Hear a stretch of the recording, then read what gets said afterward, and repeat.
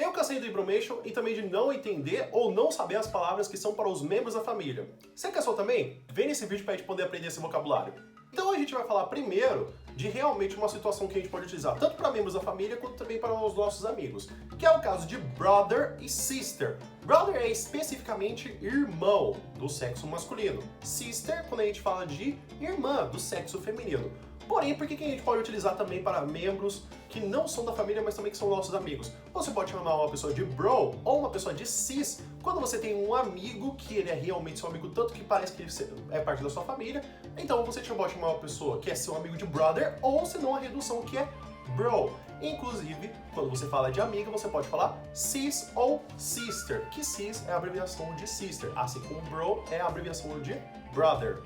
Existe também uma palavra genérica para você poder falar irmãos, não no sentido de que você está falando só irmãos masculinos especificamente, mas no caso de, por exemplo, eu posso falar para vocês que eu tenho 3 siblings, eu tenho 2 brothers and 1 sister. Quando você fala siblings, você não está especificamente falando que é ou brother ou sister, é no contexto geral.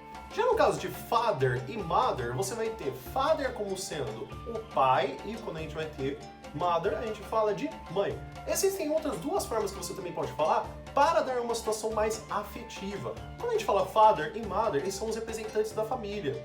Quando você fala mom and dad, o mom que vai ser mamãe no significado afetuoso e dad no significado afetuoso de pai. Então você pode utilizar father e dad, mom and mother.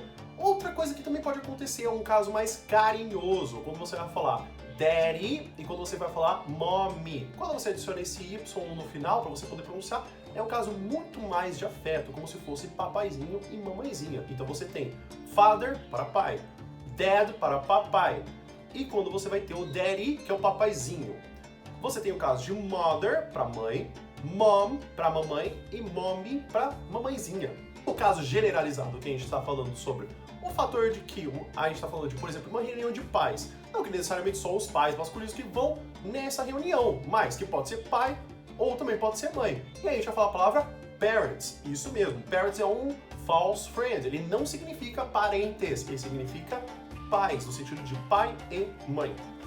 Então a gente vai para um outro tipo de relacionamento familiar, que é o caso de filhos. A gente vai ter 3 palavras para poder saber. A gente tem a palavra son, que é filho masculino. A gente vai ter a palavra daughter, que é filha feminina. Tem um caso que ele é o generalizado quando a gente fala de child. O child a gente não está especificando qual que é o gênero. Por exemplo, eu posso falar de 3 children. Inclusive o plural de child é children.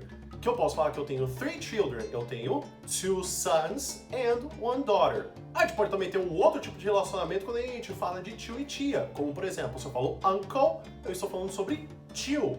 Se eu estou falando aunt, eu estou falando justamente sobre tia. E também, inclusive, eu posso falar de primo e prima, que é uma palavra que facilita muito, pois eu só tenho uma única palavra, que é a palavra cousin. Já no caso, quando eu falo sobrinho e sobrinha, eu vou ter nephew para sobrinho e niece para sobrinha. De forma muito curiosa, a gente pode adicionar a palavra grand para poder fazer um relacionamento entre vô e neto, ou vó e neta. Então, quando a gente vai falar sobre a gente querer especificar avô, a gente pode falar grandfather. E, inclusive, a gente pode fazer as variações de granddad. E também a gente vai falar para avó, a gente vai falar grandmother ou grandmom. Inclusive, quando a gente quer falar dos dois, sem a gente querer falar especificamente do gênero, a gente fala de grandparents. Quando a gente vai falar de neto, a gente fala grandson. Quando a gente fala de neta, a gente fala granddaughter. Se eu quero não especificar o gênero, eu falo grandchildren.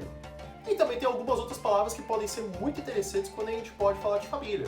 Como o caso da palavra relative, que eu estou falando de parentes. Ou seja, eu posso falar do meu tio, da minha avó. Essa palavra de relative significa parentes da família que você pode utilizar, enquanto parents significa especificamente pai e mãe. Ao caso das palavras family, que significam família, existem também outros 2 tipos de família, como o caso da palavra foster family, que é se fosse uma família adotiva, e também o caso da palavra host family, que é uma família anfitriã. Quando faz uma viagem de intercâmbio, existe uma família que vai cuidar de você ou prover algumas coisas. Então essa família vai se chamar host family. Já o caso de step é quando a gente está falando de meio, e aí você adiciona o step na frente para você poder falar. Como, por exemplo, um padrasto, que é o meio pai, você fala stepfather.